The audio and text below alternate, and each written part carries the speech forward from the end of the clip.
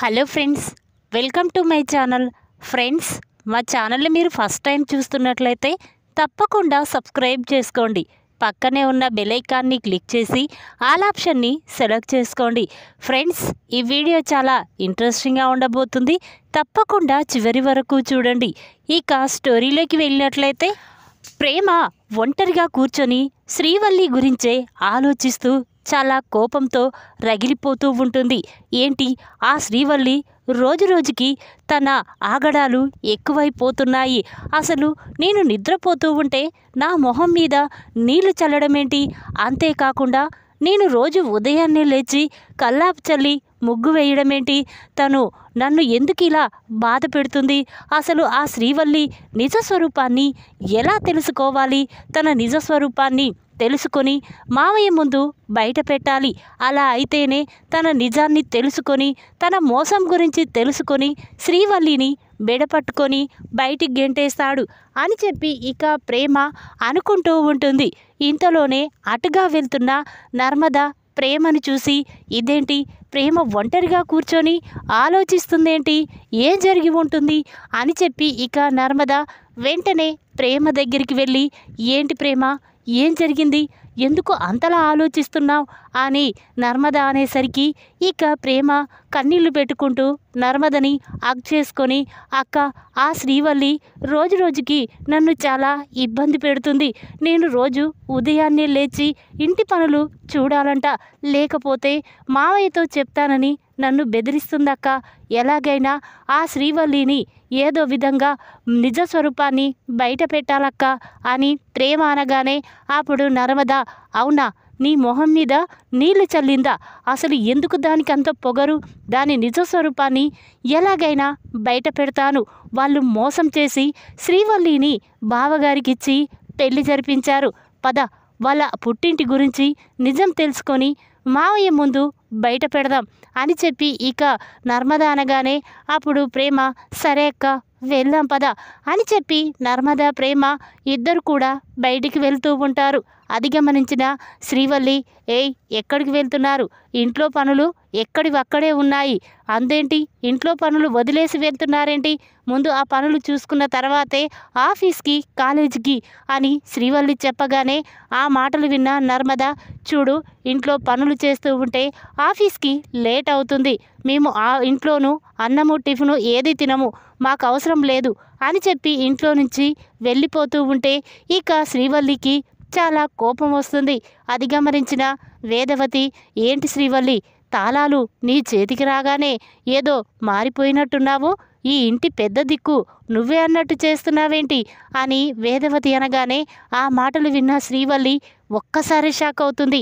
ఇదేంటి, నా మాటలు అత్తయ్య విన్నదా అని చెప్పి వెంటనే అది కాదత్తయ్య అంటూ ఉంటే ఇక వేదవతి, చూడు శ్రీవల్లి, మీ మావయ్య ఏదో ఇంటి బాధ్యతలు అప్పజెప్పాడని నువ్వు అందరి మీద పగ తీర్చుకోవాలని చూడకు, పెత్తనం చెలాయించాలని అస్సలు చూడకు, నీ అద్దుల్లో నువ్వుండు అని చెప్పి ఇక వేదవతి అనగానే ఆ మాటలు విన్న శ్రీవల్లి చాలా కోపంతో తన మనసులో, ఇదేంటి, నర్మదని ప్రేమని నేను అలా అద్దుల్లో పెడుతూ ఉంటే అత్తయ్య చూసి నన్ను చాలా గొప్పగా మెచ్చుకుంటుందనుకున్నాను. కానీ ఇంకా వాళ్ళిద్దరి మీద అత్తయ్యకి ప్రేమ ఉంది. ఎలాగైనా వీళ్ళని శాశ్వతంగా దూరం చెయ్యాలి, లేకపోతే మళ్ళీ అత్తయ్య వాళ్ళ దగ్గరే అయ్యేటట్టు ఉంది అని చెప్పి శ్రీవల్లి అక్కడి నుంచి వెళ్ళిపోతుంది. ఇక నర్మద ప్రేమ ఎలాగైనా శ్రీవల్లి నిజస్వరూపాన్ని బయట పెట్టాలి అనుకొని ఇక వాళ్ళ ఊరికి బయలుదేరతారు. ఎలాగైనా భాగ్యమిల్లు కనుక్కోవాలని ఆ ఊర్లో గల్లీ గల్లీ తిరుగుతూ ఉంటారు. ఇంతలోనే నర్మదకి ఆ సీను ఎదురుపడతాడు. అతన్ని చూసిన నర్మద, ఇతను ఆ రోజు భాగ్యమింటికి దారి చూయించాడు, ఇప్పుడు మళ్ళీ అడిగితే చెప్తాడు కదా అని చెప్పి వెంటనే నర్మద, బాబు ఇక్కర్రా అని అంటుంది. ఇక అది చూసిన సీను, ఏంటమ్మా, ఏం కావాలి అనగానే అప్పుడు నర్మద, చూడు, ఆ రోజు నువ్వు మాకు భాగ్యం ఇల్లు చూయించావు కదా, ఈరోజు కూడా ఎక్కడ ఉందో చూయించవా? ఆ పెద్దింటికి వెళ్తే భాగ్యంగా అక్కడ లేరని చెప్పారు అని నర్మద అనగానే అప్పుడు సీను, వామ్మో, ఇప్పుడు నేను భాగ్యమత్త ఇల్లు చూపిస్తే నన్ను చంపేస్తుంది అని చెప్పి ఇక సీను అక్కడి నుంచి తప్పించుకొని పోబోతూ ఉంటాడు. అప్పుడు నర్మద వెంటనే సీనుతో, చూడు, ఆ భాగ్యం నువ్వు మాతో నిజం చెప్పావని తెలిస్తే నిన్ను చంపేస్తుందని నాకు తెలుసు. కానీ ఆ భాగ్యం కూతురు శ్రీవల్లి మా ఇంట్లో ఎన్నో గొడవలు పెడుతుంది. ఇంట్లో వాళ్ళని వేరు చేస్తుంది. అన్నాదమ్ములని అత్తామామలని విడదీస్తుంది. ప్లీజ్ నీకు దండం పెడతాను. ఎలాగైనా ఆ భాగ్యం ఇల్లు ఎక్కడ ఉందో మాకు చూపియ్యి. ప్లీజ్ ఒక కుటుంబాన్ని కాపాడు అని నర్మద అంటూ ఉంటే ఆ మాటలు విన్న సీనుకి చాలా బాధేస్తుంది. పాపం మంచి కుటుంబాన్ని ఈ భాగ్యం శ్రీవల్లి మోసంతో విడగొట్టేలా ఉన్నారు అని చెప్పి, సరే అమ్మా నేను చూయిస్తాను, కానీ నేనే చూయించినట్టు భాగ్యం అత్తకి తెలియనివ్వకండి అని సీను అనగానే అప్పుడు నర్మద, సరే సీను పద వెళ్దాం అని చెప్పి ఇక సీను నర్మద ప్రేమని తీసుకొని భాగ్యం ఇంటికి వెళ్తూ ఉంటాడు. ఇక సీను పక్కకు నిలబడి, ఇదిగో అమ్మా అదే భాగ్యం ఇల్లు అని చెప్పి ఇక సీను అనగానే అప్పుడు నర్మద ప్రేమ, సరే సీను నువ్వు ఇక్కడే ఉండు, చూడు ఇదిగో నా ఫోన్ ఇస్తున్నాను, నేను భాగ్యంతో మాట్లాడే మాటలన్నీ వీడియో తీసి ఆ తర్వాత నాకివ్వు అని నర్మద చెప్పగానే అప్పుడు సీను, సరే అమ్మా ఇటివ్వు అని చెప్పి నర్మద ఫోన్ తీసుకుంటాడు. ఇక నర్మద ప్రేమ ఇద్దరు కూడా మారువేషంలో భాగ్యం ఇంటి ముందుకు వెళ్ళి, హలో ఇంట్లో ఎవరైనా ఉన్నారా అని పిలుస్తారు. ఇక అది విన్న భాగ్యం చింపిరి జుట్టుతో చినిగిల బట్టలతో బయటికి వచ్చి, ఎవరమ్మా మీరు, ఏం కావాలి అని భాగ్యం అనగానే ఆ మాటలు విన్న నర్మద ప్రేమ ఇద్దరు ఒక్కసారే షాక్ అయిపోతారు. వెంటనే ఒకరి ముఖం ఒకరు చూసుకుంటూ ఉంటారు. అది గమనించిన భాగ్యం, ఏంటమ్మా ఇంటి ముందుకు వచ్చి మమ్మల్ని పిలిచి మీరు ఒకరి ముఖం ఒకరు చూసుకుంటున్నారు, ఏం కావాలి చెప్పండి అని భాగ్యం అనగానే అప్పుడు నర్మద, చూడండి మేము జనాభా లెక్కలు రాసుకోవడానికి వచ్చాం, మీ పేరు ఇంట్లో వాళ్ళు ఏం చేస్తారో అవన్నీ కావాలి అని నర్మద చెప్పగానే అప్పుడు భాగ్యం, సరేనమ్మా చెప్తాను రాసుకోండి అని చెప్పి ఇక భాగ్యం, నా పేరు భాగ్యం, మా ఆయన పేరు పలానా, నాకిద్దరు కూతుర్లు, ఒక పెద్దమ్మాయికి పెళ్లి జరిగిపోయింది, అంతేకాదు మాకు ఇల్లు కూడా సరిగ్గా లేదు, ఇది అద్దె ఇంట్లో ఉంటున్నాం, ప్లీజ్ కాస్త ఏదైనా సహాయం చేయండి అని భాగ్యం వాళ్ళ ఇంటి గురించి మొత్తం చెప్తుంది. దాంతో నర్మద ప్రేమ ఒక్కసారి షాక్ అయిపోతారు. ఇక వెంటనే, అదేంటమ్మా మీకు ఆస్తులు అంతస్తులు ఏమీ లేవా, ఫైనాన్స్ గిట్లా ఏమీ లేవా అని నర్మద అనగానే అప్పుడు భాగ్యం, లేదమ్మా మాకు ఎటువంటి ఆస్తులు అంతస్తులు లేవు, ఫైనాన్స్ బిజినెస్ అంతకన్నా లేదు, మేము రోజు ఇడ్లీ బోండాలు అమ్ముతూ వచ్చిన డబ్బుతోనే జీవితం గడిపేస్తూ ఉంటాం, చూడమ్మా ఏదైనా గవర్నమెంట్ నుంచి మాకు సహాయం చేయండి అని భాగ్యం అనగానే అప్పుడు ప్రేమ, సరేనమ్మా అని చెప్పి ఇక అక్కడి నుంచి వెళ్తూ ఉంటారు. ఇక నర్మద ప్రేమ భాగ్యం ముగ్గురు మాట్లాడుకుంటూ ఉండగా సీను నర్మద ఫోన్లో వీడియో తీస్తాడు. ఇక నర్మద ప్రేమ పక్కకు వెళ్ళి, ఏంటి సీను వీడియో తీసావా అనగానే అప్పుడు సీను, తీశానమ్మా ఇదిగో అని చెప్పి ఇక సీను తన ఫోన్ని నర్మదకి ఇస్తాడు.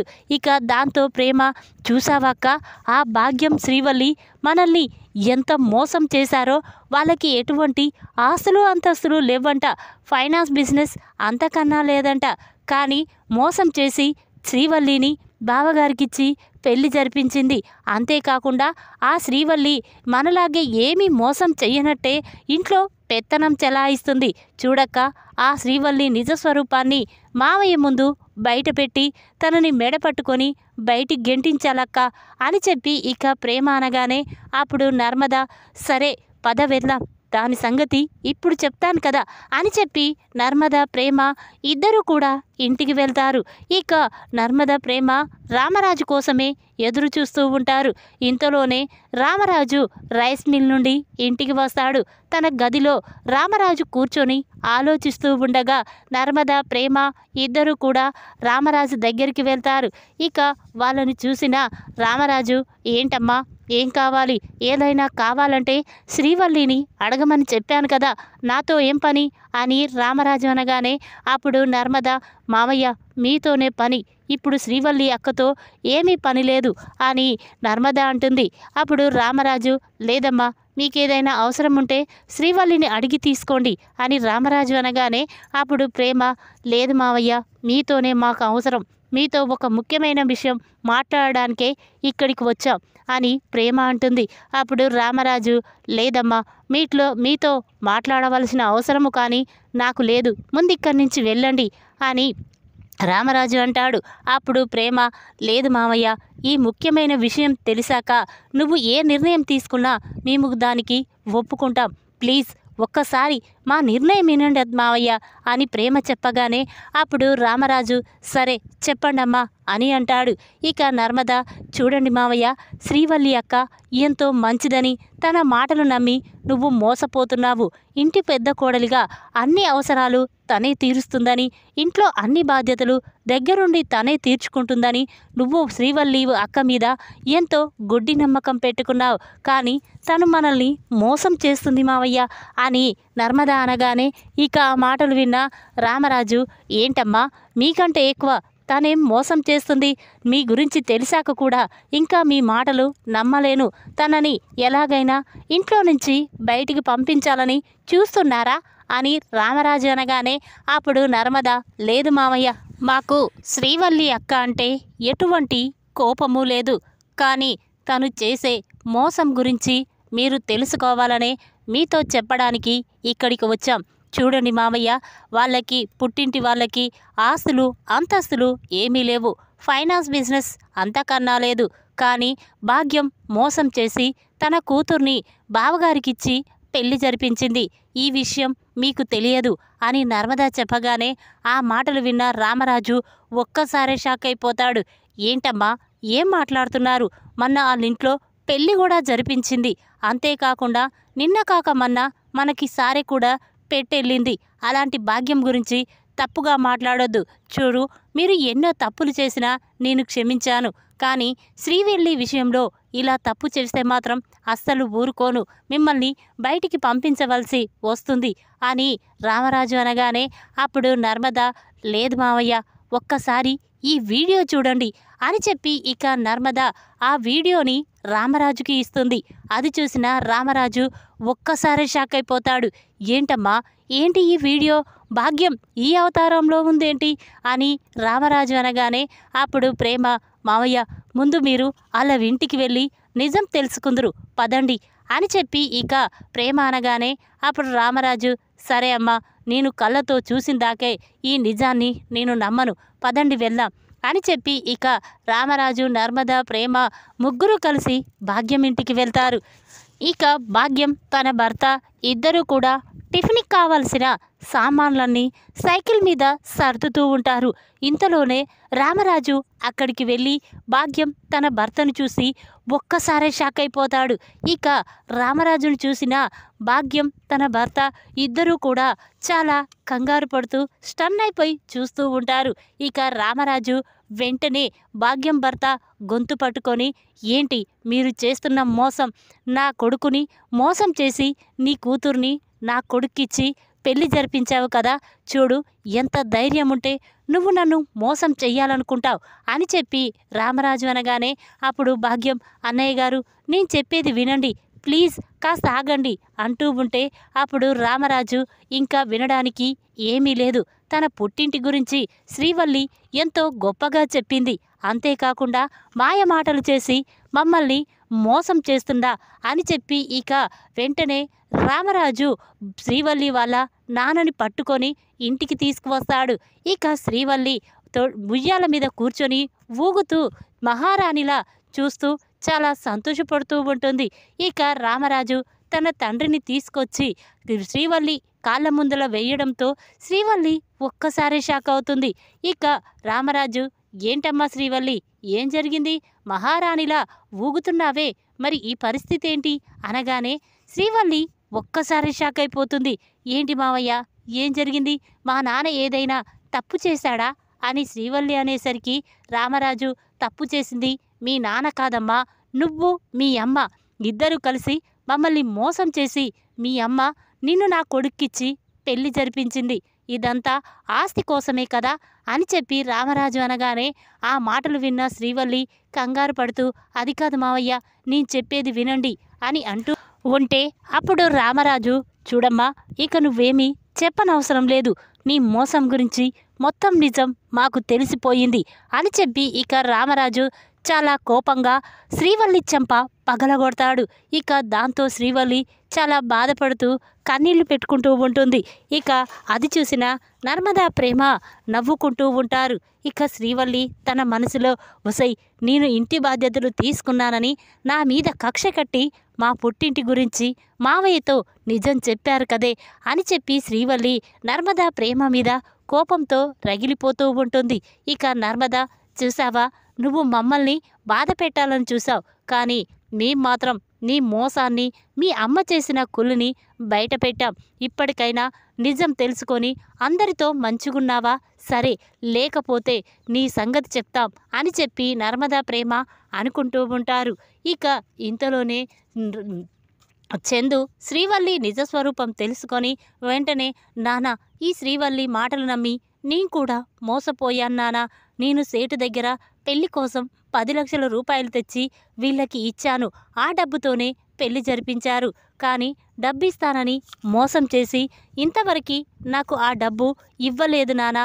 సేటు మాత్రం ఆఫీస్కి వచ్చి పదే పదే నన్ను చాలా ఇబ్బంది పెడుతున్నాను నానా అని చెప్పి ఇక చందు అనగానే ఆ మాటలు విన్న రామరాజు, ఏంట్రా, నాకు తెలియకుండా నువ్వు డబ్బు వీళ్ళకివ్వడమేంట్రా అని అనగానే అప్పుడు చందు, అవునానా, ఈ శ్రీవల్లి మోసం వల్లే నేను ఆ డబ్బు తెచ్చి వీళ్ళకిచ్చాను. కానీ శ్రీవల్లి ఇంత మోసం చేస్తుందని అస్సలు ఊహించుకోలేకపోయాను. నన్ను క్షమించినానా. చూడు నానా, ఇటువంటి శ్రీవల్లి ఇక ఇంట్లో ఒక్క నిమిషం కూడా ఉండకూడదు అని చందు అంటాడు. అప్పుడు రామరాజు, అవునరా, డబ్బు లేకపోయినా పర్వాలేదు, కానీ మంచి మనసుంటే చాలు అనుకున్నాను. అలాంటి వీళ్ళు నన్ను మోసం చేసి ఇంత పెద్ద నిజాన్ని నా ముందు దాచిపెట్టి నన్నే మోసం చేయాలని చూస్తారా? వెంటనే శ్రీవల్లిని, వాళ్ళని బయటికి పంపించేయి అని చెప్పి ఇక రామరాజు శ్రీవల్లిని, వాళ్ళ అమ్మని, అందరినీ బయటికి గెంటేశాడు. దాంతో శ్రీవల్లి బాధపడుతూ కన్నీళ్లు పెట్టుకుంటూ అక్కడి నుంచి వెళ్ళిపోతూ ఉంటారు. ఇక నర్మదా, ప్రేమ రామరాజుని చూసి, చూసావా మావయ్య, ఇప్పటికైనా అర్థం చేసుకోండి అని నర్మదా అనగానే అప్పుడు రామరాజు, అవునమ్మా, నేను శ్రీవల్లి మాయమాటలు నమ్మి మోసపోయాను, మిమ్మల్ని బాధ పెట్టాను, నన్ను క్షమించండమ్మా అని చెప్పి రామరాజు క్షమాపణ అడగగానే అప్పుడు ప్రేమ, వద్దు మావయ్య, మీరు పెద్దవారు, మీరు మమ్మల్ని క్షమాపణ అడగడమేంటి అని చెప్పి ఇక ప్రేమ అంటుంది.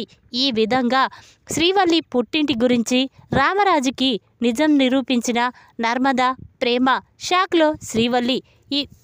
ఈ వీడియో కనుక మీకు నచ్చినట్టయితే లైక్ చేయండి.